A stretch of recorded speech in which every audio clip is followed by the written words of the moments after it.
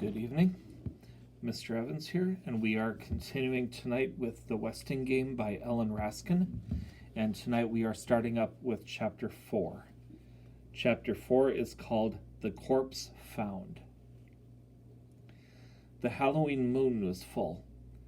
Except for her receding chin, Turtle Wexler looked every inch the witch, her dark unbraided hair streaming wild in the wind from under her peaked hat, a putty wart pasted on her small beaked nose. If only she could fly to the Westing house on a broomstick, instead of scrambling over rocks on all fours, what with all she had to carry. Under the long black cape, the pockets of her jeans bulged with necessities for the night's dangerous vigil. Doug Who had already reached the top of the cliff and had taken his station behind the maple on the lawn.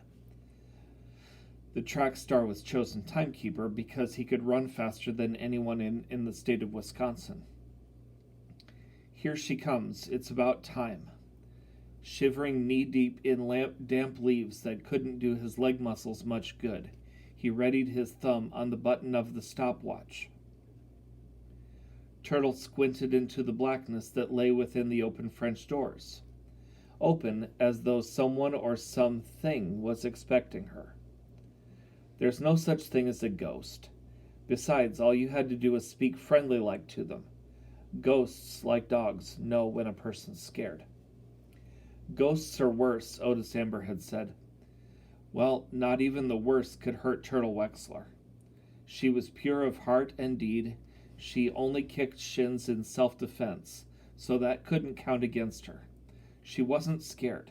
She was not scared. Hurry up. That was Doug from behind the tree. At $2 a minute, 25 minutes would pay for a subscription to the Wall Street Journal. She could stay all night. She was prepared. Turtle checked her pockets. 2 sandwiches, Sandy's flask filled with orange pop, a flashlight, her mother's silver cross to ward off vampires. The putty wart on her nose soaked in Angela's perfume in the event that she was locked up with the stinking corpse, was clogging her nostrils with sticky sweetness. Turtle took a deep breath of chill night air and flinched with pain. She was afraid of dentists, not ghosts or... Don't think about purple waves. Think about $2 a minute. Now 1, 2, 3, 3.5... Go. Doug checked his stopwatch. 9 minutes. 10 minutes. 11 minutes. Suddenly, a terrified scream, a young girl's scream, pierced the night. Should he go in, or was this one of the brat's tricks? Another scream, closer.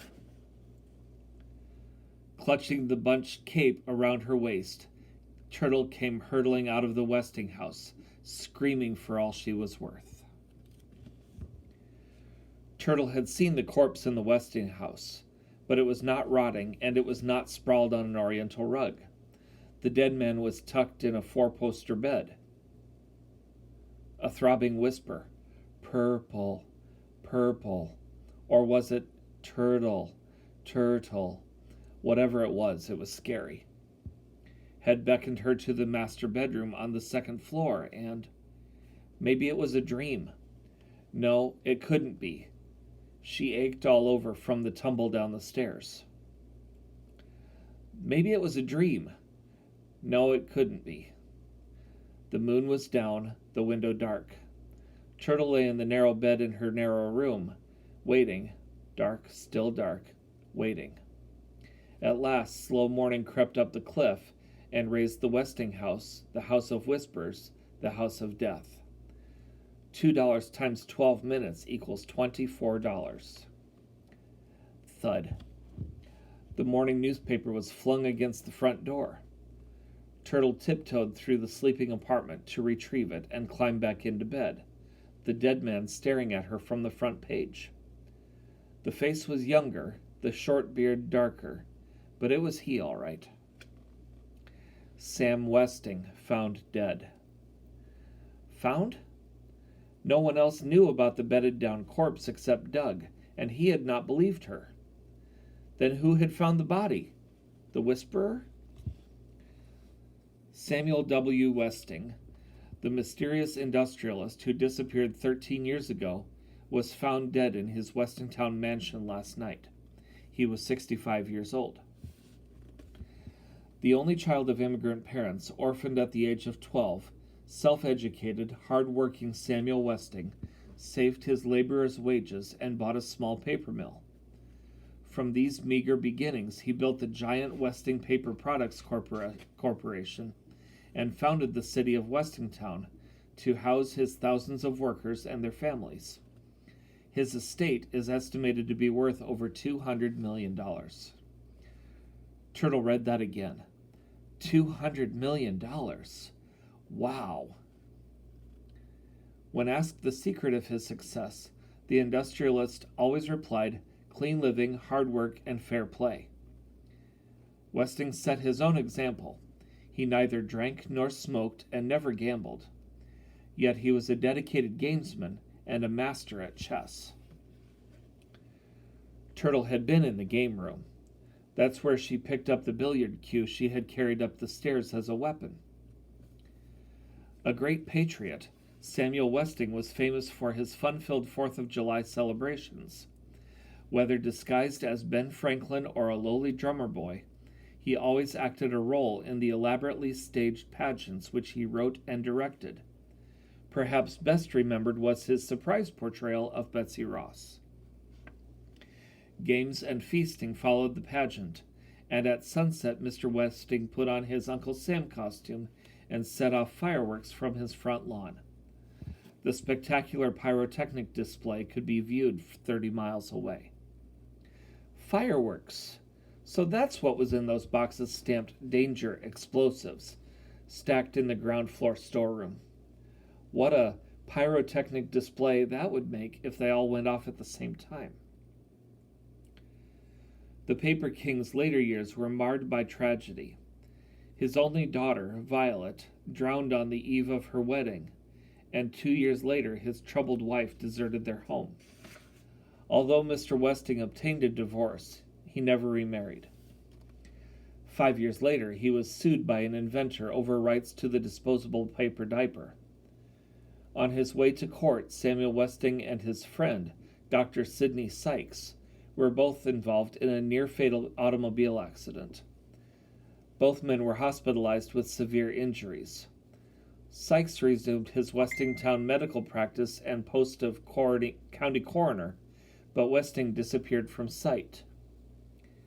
It was rumored, but never confirmed, that he controlled the vast Westing Paper Products Corporation from a private island in the South Seas. He is still listed as chairman of the board. We are as surprised as you are, and deeply saddened. A spokesman for Julian R. Eastman, president and chief executive officer of the corporation, stated when informed that Westing's body was found in his lakeside home. Dr. Sykes' response was, "A tragic end to a tragic life. Sam Westing was a truly great and important man. The funeral will be private." The executor of the Westing estate said the deceased requested that, in place of flowers, donations be sent to Blind Bowlers of America. Turtle turned the page of the newspaper, but that was all. That was all? There was no mention of how the body was found. There was no mention of the envelope propped on the bedside table, on which a shaky hand had scrawled, "If I am found dead in bed." She had been edging her way against the four-poster, reading the words in the beam of the flashlight, when she felt the hand, the waxy dead hand that lay on the red, white, and blue quilt. Through her scream, she had seen the white-bearded face. She remembered running, tripping over the billiard cue, falling down the stairs, denting Sandy's flask, and dropping everything else. There was no mention of 2 suspicious peanut butter and jelly sandwiches on the premises, or a flashlight, or a silver cross on a chain. There was no mention of prowlers, no mention of anyone having seen a witch, no mention of footprints on the lawn, track shoes and sneakers size 6. Oh well, she had nothing to fear, other than losing her mother's cross. Old Mr. Westing probably died of a heart attack, or pneumonia. It was drafty in there. Turtle hid the folded newspaper in her desk drawer, counted her black and blue marks in the mirror, 7. Dressed and set out to find the 4 people who knew she had been in the Westing house last night. Doug Hu, Theo Theodorakis, Otis Amber, and Sandy. They owed her $24. At noon, the 62-year-old delivery boy began his rounds. He had 16 letters to deliver from E.J. Plum, attorney at law. Otis Amber knew what the letters said, because one was addressed to him. As a named beneficiary in the estate of Samuel W. Westing, your attendance is required in the South Library of the Westing House tomorrow at 4 p.m. for the reading of the will. Means old man Westing left you some money, he explained. Just sign this receipt here. What do you mean, what does position mean? It means position, like a job. Most receipts have that to make sure the right person gets the right letter. Grace Windsor Wexler wrote housewife, crossed it out, wrote decorator, crossed it out, and wrote heiress. Then she wanted to know, who else? How many? How much? I ain't allowed to say nothing. The other heirs were too stunned by the unexpected legacy to bother him with questions. Madame Hu marked an X, and her husband filled in her name and position. Theo wanted to sign the receipt for his brother, but Chris insisted on doing it himself. Slowly, taking great pains, he wrote Christos Theodorakis, birdwatcher. By the time the sun had set behind the Sunset Towers parking lot, Otis Amber, deliverer, had completed his rounds. Chapter 5 is called 16 Heirs. The marbled sky lay heavy on the gray salt lake when Grace Windsor Wexler parked her car in the Westing driveway and strode up the walk ahead of her daughters. Her husband had refused to come, but no matter. Recalling family gossip about a rich uncle. Maybe it was a great uncle. Anyway, his name was Sam. Grace had convinced herself that she was the rightful heir. Jake was Jewish, so he could not possibly be related to Samuel W. Westing. I can't imagine what became of my silver cross, she said, fingering the gold-linked necklace under her mink stole as she paused to appraise the big house. You know, Angela, we could have the wedding right here. Turtle, where are you wandering off to now? The letters said, never mind. Turtle preferred not to explain how she knew the library could be entered from the French doors on the lawn. The front door was opened by Crow. Although the Sunset Towers cleaning woman always wore black, here it reminded Grace Wexler to dab at her eyes with the lace handkerchief. This was a house of mourning. The silent Crow helped Angela with her coat and nodded approval of her blue velvet dress with white collar and cuffs. I'll keep my furs with me, Grace said. She did not want to be taken for one of the poor relatives. Seems rather chilly in here. Turtle, too, complained of the chill, but her mother tugged off her coat to reveal a fluffy, ruffly pink party dress, 2 sizes too large and 4 inches too long. It was one of Angela's hand-me-downs. Please sit anywhere, the lawyer said, without glancing from the envelopes he was sorting at the head of the long library table. Mrs. Wexler took the chair to his right and motioned to her favorite. Angela sat down next to her mother, removed a trousseau towel from her large tapestry shoulder bag, and took up embroidering the monogram D. Slumped in the third chair, Turtle pretended she had never seen this paneled library with its bare and dusty shelves. Suddenly she sat up with a start. An open coffin draped in bunting rested on a raised platform at the far corner of the room.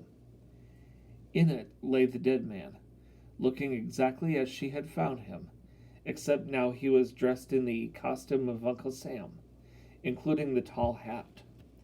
Between the waxy hands, folded across his chest, lay her mother's silver cross. Grace Wexler was too busy greeting the next heir to notice. "Why, Dr. D, I had no idea you'd be here. But of course you'll soon be a member of the family. Come, sit next to your bride-to-be. Turtle, you'll have to move down." D. Denton Deer, always in a hurry, brushed a quick kiss on Angela's cheek. He was still wearing his hospital whites. "I didn't know this was a costume party," said Turtle, relinquishing her chair and stumping to the far end of the table. The next heir, short and round, entered timidly, her lips pressed together in an impish smile that curved up to what must be pointed ears under her straight-cut, steely hair. "Hello, Mrs. Baumbach," Angela said. "I don't think you've met my fiancé, Denton Deer." "You're a lucky man, Mr. Deer." "Dr. Deer," Mrs. Wexler corrected her, puzzled by the dressmaker's presence. "Yes, of course, I'm so sorry." Sensing that she was unwelcome at this end of the room, Flora Baumbach walked on. "Hi, mind if I sit next to you? I promise not to pull your braid." "That's okay." Turtle was hunched over the table, her small chin resting between her crossed arms. From there she could see everything except the coffin. Grace Wexler dismissed the next heir with an audible tongue clicked. That distasteful little man didn't even have the common sense to remove his silly aviator's cap. And what in heaven's name was he doing here? The delivery boy shouted, "Let's give a cheer, Otis Amber is here." Turtle laughed, Flora Baumbach tittered, and Grace Wexler again clicked her tongue. Doug Hu and his father entered silently, but Sandy gave a hearty "hi" and a cheery wave. He wore his doorman's uniform, but unlike Otis Amber, carried his hat in his hand. Grace Windsor Wexler was no longer surprised at the odd assortment of heirs. Household workers all, or former employees, she decided. The rich always reward servants in their wills, and her Uncle Sam was a generous man. "Aren't your parents coming?" she asked the older Theodorakis boy as he wheeled his brother into the library. "They weren't invited," Theo replied. Chris announced. "What did he say?" "He said it's snowing," Theo and Flora Baumbach explained at the same time. The heirs watched helplessly as the invalid's thin frame was suddenly torn and twisted by convulsions. Only the dressmaker rushed to his side. I know, she simpered. "You were trying to tell us about the itsy-bitsy snowflings." Theo moved her away. "My brother is not an infant, and he's not stupid, so please, no more baby talk." Blinking away tears, Flora Baumbach returned to her seat, the elfin smile still painted on her pained face. Some stared at the afflicted child with morbid fascination, but most turned away. They didn't want to see. "Pyramidal tract involvement," Denton Deer whispered, trying to impress Angela with his diagnosis. Angela, her face a mirror to the boy's suffering, grabbed her tapestry bag and hurried out of the room. "Why, hello, Judge Ford." Proud of her liberalism, Grace Windsor Wexler stood and leaned over the table to shake the black woman's hand. She must be here in some legal capacity, or maybe her mother was a household maid. But of one thing Grace was certain. J.J. Ford could no more be related to Samuel W. Westing than Mr. Hu. "Can't we get started?" Mr. Hu asked, hoping to get back in time to watch the football game on television. "I must return to my restaurant," he announced loudly. "Sunday is our busy day, but we are still accepting reservations. Shinhu's restaurant on the fifth floor of Sunset Towers, specializing in..." Doug tugged at his father's sleeve. "Not here, Dad. Not in front of the dead." What dead? Mr. Hu had not noticed the open coffin. Now he did. Oh. The lawyer explained that several heirs had not yet arrived. My wife is not coming, said Mr. Hu. Grace said Dr. Wexler was called away on an emergency operation. An emergency Packers game in Green Bay, Turtle confided to Flora Baumbach, who scrunched up her shoulders and tittered behind a plump hand. Then we are still waiting for one, no, two more, the lawyer said, fumbling with his papers, his hands shaking under the strict scrutiny of the judge. Judge Ford had recognized E.J. Plum. Several months ago he had argued before her court, bumbling to the point of incompetence. Why, she wondered, was a young, inexperienced attorney chosen to handle an estate of such importance? Come to think of it, what was she doing here? Curiosity? Perhaps, but what about the rest of them? The other tenants of Sunset Towers? Don't anticipate, Josie Joe. Wait for Sam Westing to make the first move. Light footsteps were heard in the hall. It was only Angela, who blushed and, hugging her tapestry bag close to her body, returned to her seat. The heirs waited. Some chatted with neighbors, some looked up at the gilt ceiling, some studied the pattern of the oriental rug. Judge Ford stared at the table, at Theo Theodorakis' hand. A calloused hand, a healed cut, the shiny slash of a burn on the deep bronze skin. She lowered her hands to her lap. His Greek skin was darker than her black skin. Thump, thump, thump. Someone was coming, or were there two of them? In came Crow. Eyes lowered, without a word, she sat down next to Otis Amber. A dark cloud passed from her face as she eased off a tight shoe under the table. Thump, thump, thump. The last expected heir arrived. Hello, everybody. Sorry I'm late. I haven't quite adjusted to this. Seidel Pulaski waved a gaily painted crutch in the air, tottered, and set it down quickly with another thump. This crutch. Crutch. What a horrible word, but I guess I'll have to get used to it. She pursed her bright red mouth, painted to a fullness beyond the narrow line of her lips, trying to suppress a smile of triumph. Everyone was staring. She knew they would notice. What happened, Pulaski? Otis Amber asked. Did you pull Turtle's braid again? More likely she visited Wexler the foot butcher, Sandy suggested.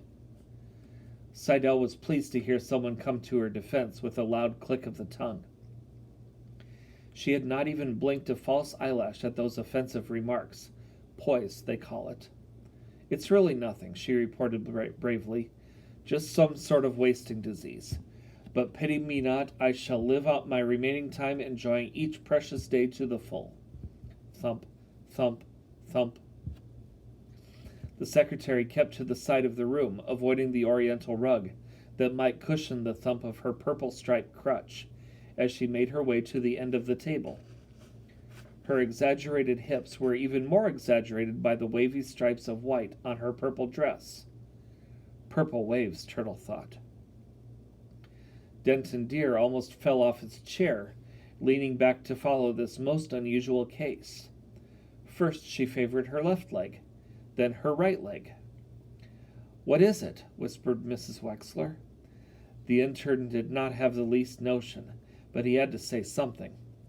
Traveling sporadic myositis, he pronounced quickly, and glanced at Angela. Her eyes remained on her embroidery. The lawyer stood, documents in hand, and cleared his throat several times. Grace Windsor Wexler, her chin tilted in the regal pose of an heiress, gave him her full attention. 1 minute, please.